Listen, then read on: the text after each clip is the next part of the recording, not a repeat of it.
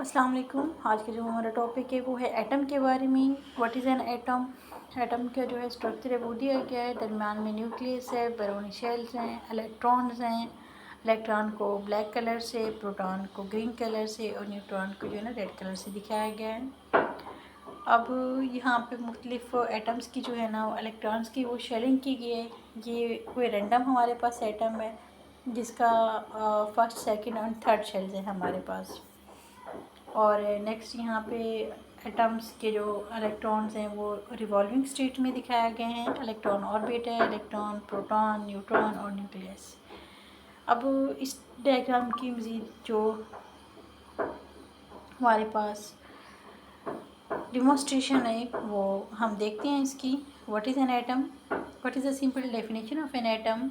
जिस तरह से 9th-10th के क्वेश्चंस में पूछा जाता है केमिस्ट्री में। N atom is the basic building block of a chemistry. It is the smallest unit into which matter can be divided without the release of electrically charged particles। यानी हम यहाँ पे कह रहे हैं कि ये स्मॉलेस्ट यूनिट है मैटर का और which can be divided without the release of electrically charge particles. हम इसको मज़ीद भी डिवाइड कर सकते हैं इलेक्ट्रॉन में, प्रोटॉन में, न्यूट्रॉन में, न्यूट्रिनो में, एंटी न्यूट्रिनो में। तो ये एटम के मज़ीद जो है ना डिविजिबल पार्टिकल्स हैं। It is also the smallest unit of matter that has characteristics properties of a chemical element. जो ये एक पेपर पब्लिश हुआ है 2 जुलाई को 2023 को, तो वहाँ से एटम की बेस्ट डेफिनेशन दी गई है हमें। नेक्स्ट है what is the concept of an atom in chemistry. Who called atom. Atom को एटम का नाम किसने दिया, इसको किसने दरियाफ्त किया, तो इसकी जो हिस्टोरिकल बैकग्राउंड है उसके बारे में हम बात करते हैं। डेमोक्रिटस जो है ना एक साइंटिस्ट था। There was a brilliant philosopher name Democritus around 400 BC before Christian and he propose the Greek word Atmos.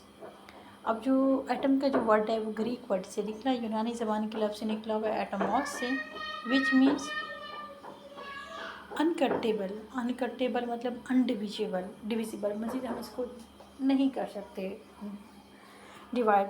जो पुराने फ़िलासफ़र थे, ग्रीक फ़िलासफ़र, उनका ये कहना था कि एटम जो है ना सबसे छोटा पार्टिकल है, हम मज़ीद इसकी तकसीम नहीं हो सकती। तो उसी बेस पे एटमॉस उन्होंने कह दिया और एटम मास से जो है ना एटम नाम पड़ गया। नाम तो उसका भी एटम है, लेकिन हमने मज़ीद इस बात को गलत साबित कर दिया कि एटम जो है ना अनकटेबल है। अनकटेबल नहीं है, बल्कि एटम अब डिविजिबल है।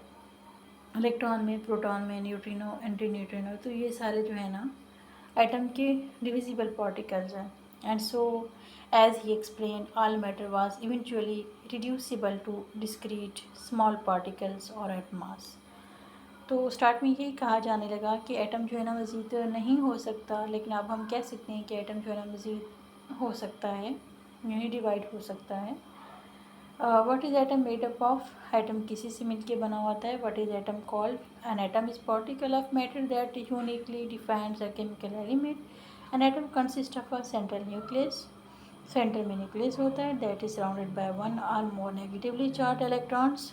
एक या बहुत ज़्यादा चार्ज इलेक्ट्रॉन से रिवॉल्व करते हैं इसके गिर्द। The nucleus is positively charge. Nucleus का हमें पता है क्योंकि वो पॉजिटिवली चार्ज होता है, क्योंकि उसके अंदर प्रोटॉन होता है। न्यूट्रॉन के ऊपर तो कोई चार्ज नहीं होता।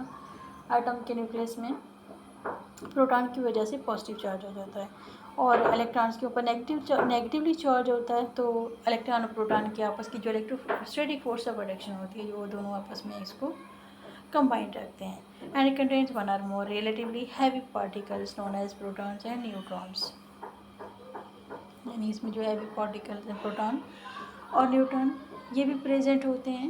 What is atom class 9। Class 9 के अकॉर्डिंग एटम की क्या definition explanation. An atom is the smallest unit of an element. In an atom sub atomic particles like protons and neutrons are present inside the nucleus and negatively charged electrons are present in the extra nuclear part।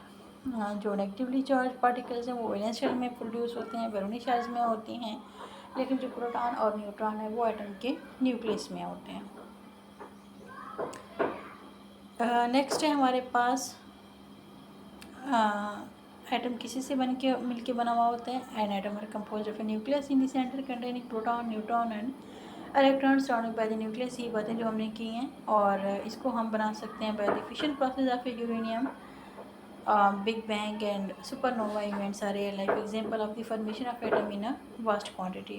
तो हमने इसकी historical background पे भी बात की और हमने atom के बारे में भी बात की. Thank you so much. Atom का टॉपिक हमने कंप्लीट कर लिया. अब नेक्स्ट मिलते हैं किसी और टॉपिक के साथ. Thank you so much.